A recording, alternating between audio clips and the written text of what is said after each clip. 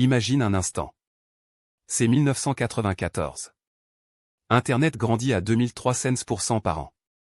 Un jeune financier de Wall Street, Jeff Bezos, lit un rapport qui le terrasse, le commerce en ligne va exploser. Il fait une liste de 20 produits à vendre sur le web. Les livres remportent le vote. Il démissionne, embarque sa femme dans une voiture, et traverse les États-Unis pour Seattle. Il a un plan. Un garage. Et 3,000 $ empruntés à ses parents. Ce soir-là, personne ne le sait encore, mais l'homme vient de fonder l'entreprise qui changera à jamais la façon dont le monde achète. Le site s'appelle d'abord Cadabra. Comme abracadabra. Mais son avocat l'entend comme cadavre. Bezos change immédiatement. Il choisit Amazon. Le fleuve le plus long du monde. Parce que son ambition est de créer le magasin le plus grand de la planète. Le 16 juillet 1995, Amazon.com ouvre ses portes virtuelles. La première vente? Un livre intitulé Free Concept and Creative Analogy. Le client? Un informaticien de l'État de Washington. Bezos et ses 2 premiers employés célèbrent l'événement en faisant sonner une cloche à chaque commande. Rapidement, la cloche ne s'arrête plus.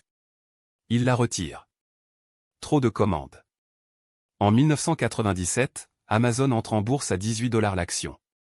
Bezos écrit une lettre aux actionnaires qui fera date. Il y promet une chose, l'entreprise privilégiera le long terme sur les profits immédiats. Une promesse qu'il tiendra pendant près de 20 ans. L'année 2000 marque l'explosion de la bulle Internet. Des centaines de startups disparaissent. Amazon survit, mais de justesse. L'action chute de 107 $ à 6 $. Les analystes prédisent sa mort. Bezos ne plie pas. Il lance le marketplace en 2000, permettant à des vendeurs tiers de proposer leurs produits sur Amazon.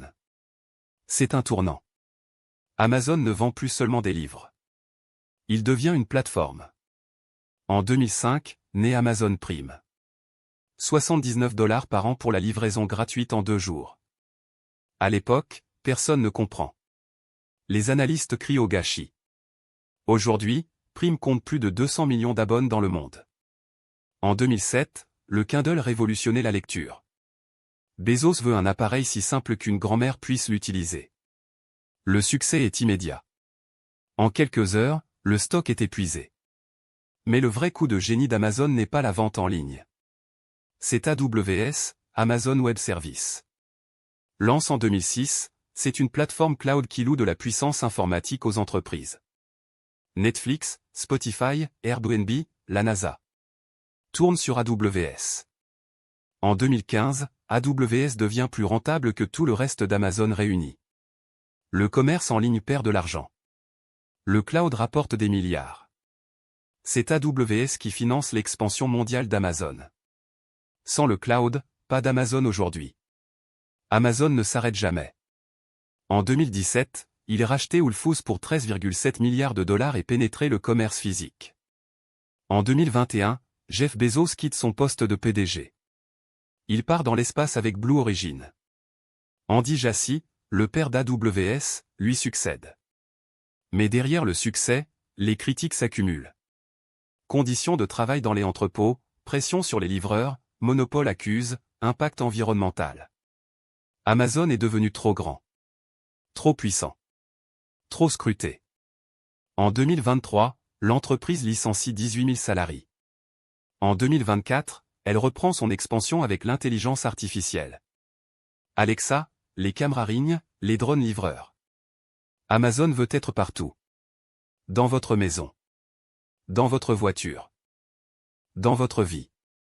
2 employés dans un garage à 1,5 million de salariés.